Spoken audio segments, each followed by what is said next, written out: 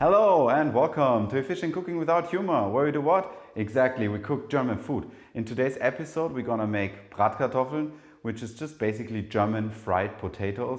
I'm not gonna make them the real traditional way. I'm gonna show you my way, which is kind of a mix of techniques, and I think it's very exciting to do because they are super crispy in the end, but from the presentation and the flavor they still feel like German Bratkartoffeln, so it's gonna be a little bit of a mix here.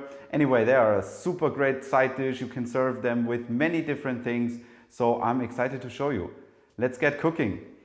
Okay, so in terms of ingredients for our Bratkartoffeln, we're gonna need obviously potatoes. I'm using hard boiling potatoes. I hope you can say it like that. It's the type of potato you would use for French fries or or potato salad, anything where the potato needs to stay solid.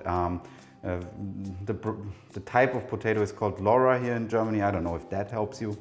So then we're gonna need one onion. We're gonna need some black pepper, some regular white vinegar, some canola oil. We're gonna need salt, and we're gonna need some clarified butter. It's solid because it was in the fridge, but yeah, that's about it. Let's get cooking. So the first step of making Bratkartoffeln will be to peel the potatoes. Normally Bratkartoffeln are made with potatoes that are cooked with the skin on. We call them Pellkartoffeln in German.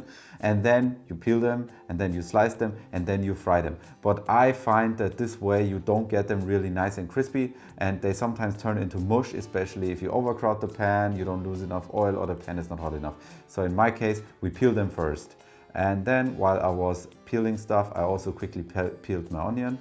And now it's time to slice the potatoes. This is quite the important step because you want to make sure that they're all the same thickness, and they are decently sized, not too thick, not too thin. In my case, I would say that's about between 4 and 6 millimeters. That's about a fourth to a sixth of an inch in freedom measurements. Yeah. Be careful here. This is definitely where you want to invest your time. I also quickly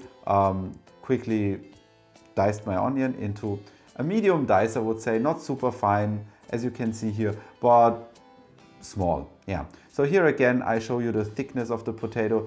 That would I say is about 5 to 6 millimeters. So yeah, go for that. Then we're gonna add some salt, a generous amount of salt to the potatoes. I washed them, by the way. Before I did that, I washed them a couple of times with cold water. Then I filled it up with cold water. Then I added the salt, as I said, and then I added the vinegar. The salt and the vinegar will make a sort of like a chemical reaction that will make the skin of the potato, even though there's no skin left on, but the outside of the potato, go hard while it can cook internally.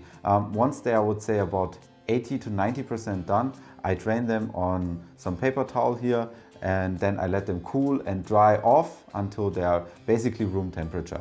Once that is done, we can actually start frying.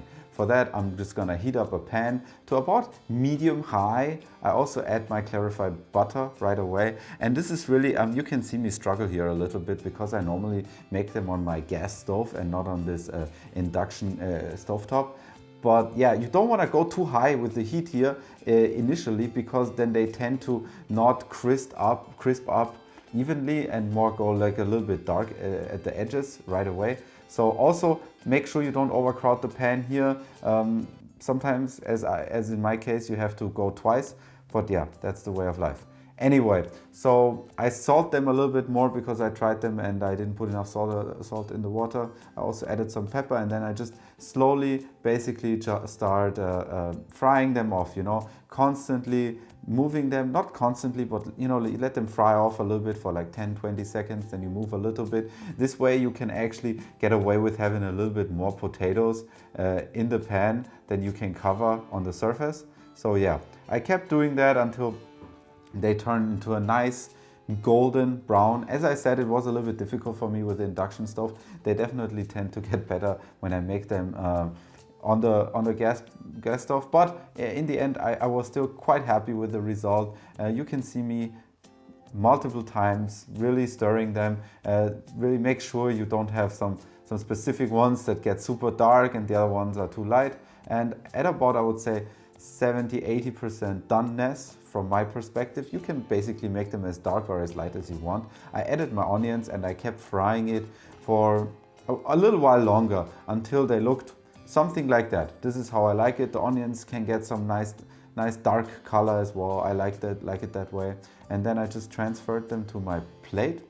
And let me give you another look in a second here, so you can see. But I think they, in the end, even though I wasn't used to the induction stovetop, they look absolutely beautiful. And I think it's time to give them a try. Okay, so here we have it, guys. These are our Bratkartoffeln, fried potatoes. They look very, very delicious, very crispy, and you can see still very crispy. And I'm just gonna try a little bit here with some fried onions. I do love a lot of onions, so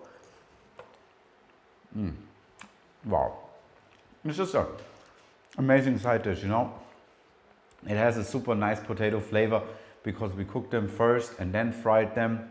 It has the, you know, the fried taste that's so delicious, but there are also the fried onions that give a little bit of sweetness, and you cannot taste the vinegar whatsoever. They're just very, very, very delicious. They go great with tons of different main dishes. You have seen me eat them with the Zwiebelrostbraten. If you want to check out the video about the Zwiebelrostbraten, it's up there. You also saw me eat them with the Tafelspitz. If you check that video out, up there.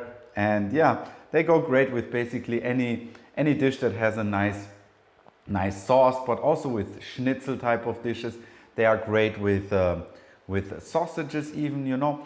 Just be creative. They are just tasty by themselves as well. Yeah, and you can also add some more condiments. You can fry them off with a little bit of bacon, maybe put some parsley on top in the end, maybe use some spices you like. They're very versatile. It's just the technique I wanted to show you today of the potato. You cook them in the water with the vinegar and the salt, which make the skin, you know, as I explained before. It's just perfect to fry them, you know. And even finishing them off in the oven like this is easy too, if you want to make them for a bigger crowd.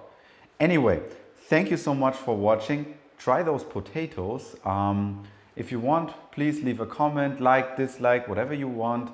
And obviously, please subscribe. Thank you very much again. I see you next time in Efficient Cooking Without Humor. Bye bye und tschüss.